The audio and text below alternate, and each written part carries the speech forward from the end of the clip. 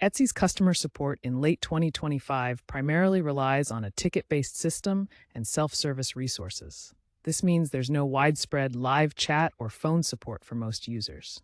To get help, you'll typically submit a support ticket through Etsy's Help Center at help.etsy.com.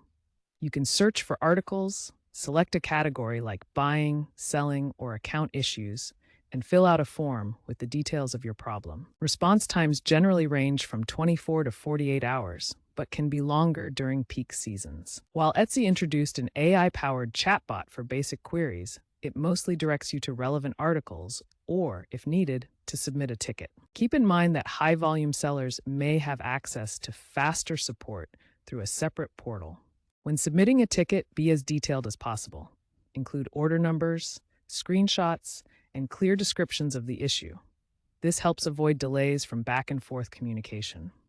Etsy's Help Center also contains an extensive knowledge base with articles, video guides, and a community forum that can answer many common questions.